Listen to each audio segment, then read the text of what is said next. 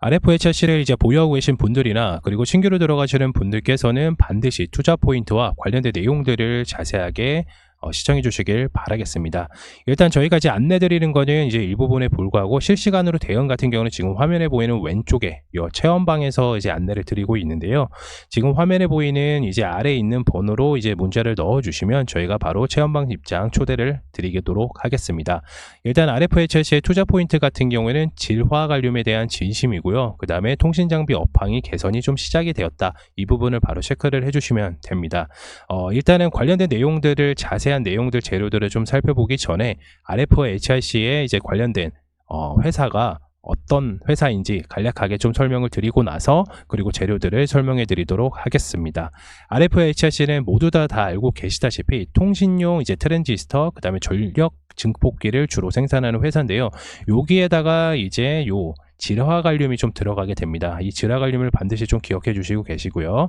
그리고 이제 자회사인 RF 멀티리얼즈는 이제 트랜지스터용 이제 메탈 케이스를 좀 제조를 하고 있고요. 또 이제 여기부터 중요합니다. 2021년 SK 계열 그룹사인 S파워테크닉스, 현재 사명이 SK 파워텍인데, 이 회사와 전력 반도체인 이제 화합물 반도체를 JV를 설립을 위한 이제 MOU를 좀 체결을 했다. 그래서 이 사실은 뭐냐면, RFHC가 이제 질화 관륨에 대해서 20년 동안 엄청난 투자를 해왔고, 이것을 알고 있는 SK 파워텍과 전력 반도체인 이제 질화 관륨 이제 화학물 반도체를 설립을 했는데요. 관련돼서 이제 이슈가 계속 나오다 보니까 RFHC는 통신 쪽의 매출과 그 다음에 전력 반도체인 매출이 동시에 다발적으로 일어나기 때문에 현재 주가에 대한 멀티플을 기대를 해볼 수 있는 상황입니다.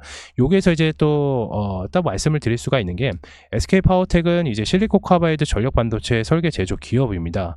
SK 그룹사는, 그렇기 때문에 SK 그룹사는 국내 최초로 실리콘 카바이드 웨이퍼 생산을 SK 실트론이 하고 있죠. 그리고 실리콘 카바이드 전력 반도체 설계 제조를 SK 파워텍이 하고 있습니다. 그래서 이렇게 이르는 밸류 체인을 좀 구축을 했기 때문에 RFH 역시 이제 전력 반도체인 이슈가 들어갈 수밖에 없습니다. 그리고 전력 반도체에서 좀 빼놓을 수가 없는 게 바로 전기차인데요. 테슬라에서는 이미 전기차의 3분의 1이 이제 실리콘 카바이드 전력 반도체를 좀 채택을 하고 있고요. 2025년 이후에는 이제 대부분 전기차에는 실리콘 카바이드 전력 반도체가 적용될 것으로 보고 있습니다. 그렇기 때문에 RFH는 통신 장비뿐만 아니라 반도체, 차세대 반도체인 이제 질화 관륨을 들어간, 그리고 실리콘 카바이드도 포함되어 있는 이슈로서 RFHC가 수혜를 좀 받을 수가 있습니다. 20년 넘게 이제 질화 관륨에 대해서 분야에서 엄청난 투자를 해왔고요. 이로 인해서 국내에서 유일하게 질화 관륨 트랜지스터를 생산하는 업체가 되었습니다. 다시 말해 국내에서 경쟁 업체가 없다는 게 가장 큰 장점이고요. 그리고 트랜지스터 같은 경우는 이제 통신 기주局에서 사용이 되고, 전력 증폭기는 이제 방산 레이더에 사용이 되는데, 이 레이더에서는 핵심 제품이라고 좀 볼 수가 있습니다. 일단 전력 증폭기라든지 트랜지스터를 좀 간단하게 좀 설명을 드리자면은, 질화 관륨에 대한 트랜지스터 같은 경우는 전력 증폭기의 핵심 소자로서 과거의 진공관 역할을 대체하라는 목적으로 좀 개발이 되었는데요. 최근에는 이제 약한 전기 신호를 좀 크게 증폭하는 반도체 부분 소재로 계속 각광을 받고 있기 때문에 엄청난 수혜가 좀 예상이 되고 있고, 전력 증폭기 같은 경우는 이제 통신용이 있고 이제 레이더용이 있는데, 통신용 같은 경우는 이제 전력 증폭기와 좀 달리 작은 사이즈에서 이제 기판 안에 입출력 회로가 모두 들어가기 때문에 사용자의 좀 편리성이 좀 극대화가 되었습니다. 주로는 이제 말씀드렸던 것처럼 이제 5G 기지용으로 좀 어플리케이션이 좀 채택이 되었고, 레이더용은 이제 송신나 끝에 강한 전력으로 신호를 좀 증폭시키는 것인데, 레이더 시스템의 가장 핵심적인 부품이라고 볼 수가 있습니다. 그렇기 때문에 전력 증폭기 같은 경우는 최근에도 매출이 나왔듯이 방산용 위주로 좀 매출처가 많이 나오고 있는 상황입니다. RFHC는 이제 통신 장비뿐만 아니라 반도체 CVB 장비에서도 이제 전력 증폭기가 좀 탑재가 되었는데요. 질화 관륨에 대한 이제 마이크로웨이브 기술의 적용체가 좀 확대가 되었다고 좀 볼 수가 있고, 반도체뿐만 아니라 열분해를 좀 활용한 복합 재료 처리가 좀 가능하고, 추후에는 입자 가속기까지, 중입자 이제 빔 수송 라인이죠. 이런 부분까지, 그리고 양자 역학 부분까지, 양자 컴퓨터 부분까지도 이제 시장을 넘나들 수 있는 그런 기술을 개발, 그리고 R&D를 형성을 하고 있습니다. RFHC 같은 경우에는 아까도 말씀을 드렸다시피 통신 쪽의 이제 매출과, 그리고 이제 전력 반도체인 매출, 이 엄청나게 투자가 되면서 집중적으로 매수세가 좀 크게 좀 들어올 수가 있습니다. 여기까지 좀 이해가 되시나요?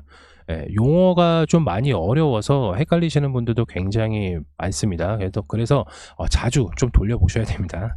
네, 그리고 또 하나는 국내 최초로 지라갈륨 기반으로 한 다이아몬드 웨이퍼를 좀 생산을 했는데, 이게 4세대죠. 4인치죠, 4인치.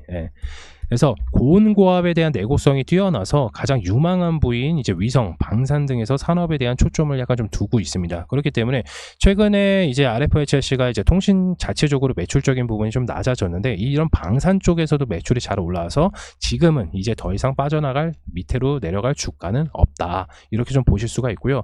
결론을 좀 말씀을 드리자면은 20년도에 미중 무역 분쟁으로 인해서 전방 고객사인 이제 화웨이와 거래가 좀 중단이 되면서 통신 매출이 좀 급락을 하였습니다. 그렇지만은 2023년 모든 부분에서 좀 저점을 찍었다, 이렇게 좀 볼 수가 있고, 더 이상 나빠질 부분은 없다.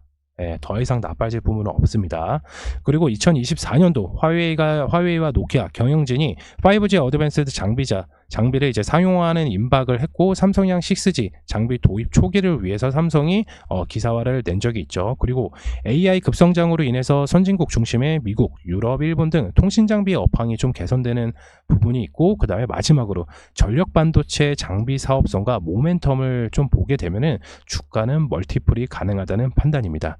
네, 다시 한번 좀 말씀을 드리지만 이 딱 두 가지만 기억을 해주시면 되세요. 전체 큰 틀로 따지면 두 가지만 기억을 해주시면 되는 게, 얘네가 지라갈륨에 이제 좀 진심이다. 그래서 전력 반도체에 이슈가 있으면 RFH도 이제 수급을 좀 받을 수가 있고요. 그리고 AI 급성장으로 인해서 선진국 중심으로 인한 이제 통신 장비 업황 개선이 될 것으로 예상이 되고 있기 때문에, 기존의 매출이 좀 이제 예전에 잘 나갈 때는 700억에서 800억 정도가 좀 나왔었는데, 이게 지금은 이제 200억에서 300억 정도로 나온단 말이에요. 그런데 이 부분이 이제 개선될 수도 있다는 부분이죠. 그리고 기존의 매출이 잘 오르고, 그리고 신규 산업에 대한 이제 전력 반도체 이슈고 매출적인 부분이 잘 나오기 때문에 RFHS는 결국엔 주가는 멀티플밖에 형성을 할 수밖에 없다, 이렇게 좀 볼 수가 있습니다.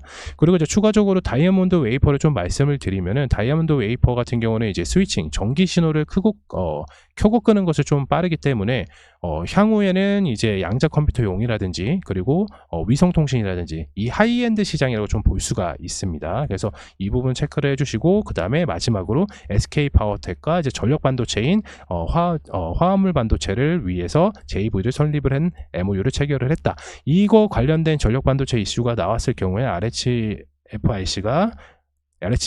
RFHIC가 결국에는 수혜를 받을 수밖에 없습니다. 일단은 이제 관련돼서 이제 차트적인 부분에 대해서 좀 설명을 드리겠고요. 그 다음에 이제 목표 주가가 좀 얼마인지 자세하게 안내를 드리도록 하겠습니다. 차트 한번 보시겠습니다.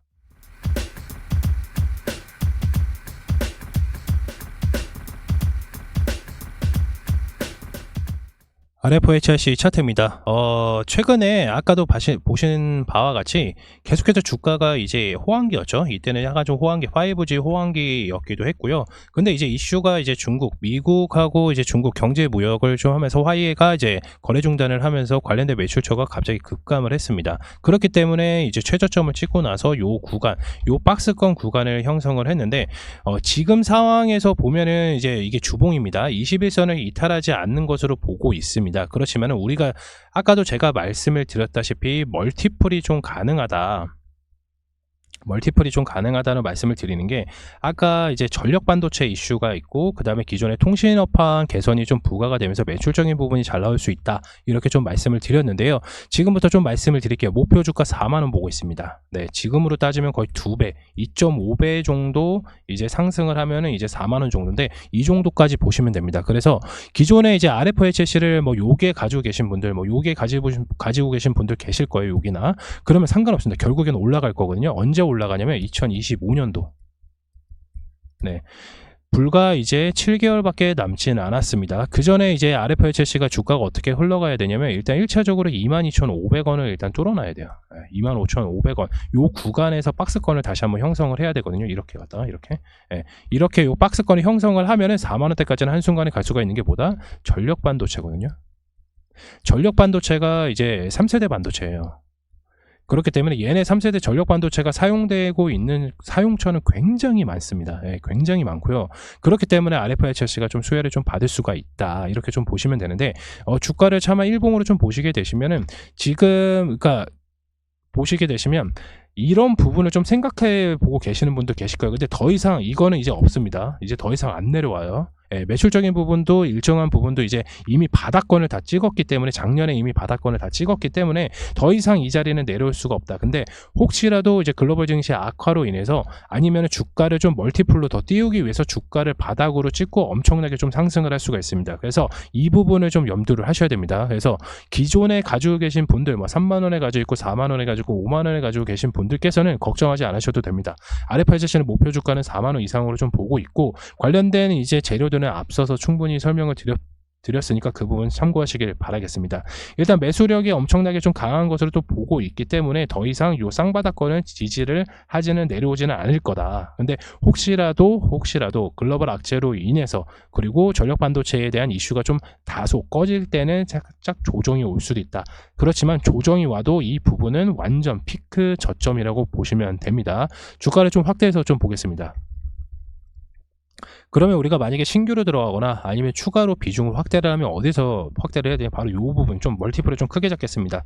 17,000원에서 16,000원 사이에서 이제 들어가시면 됩니다. 그래서 이 부분에서 이제 모아 가셔야 결국엔 이제 4만원까지 갔을 때 우리는 2.5배에 대한 수익을 가져가실 수가 있습니다.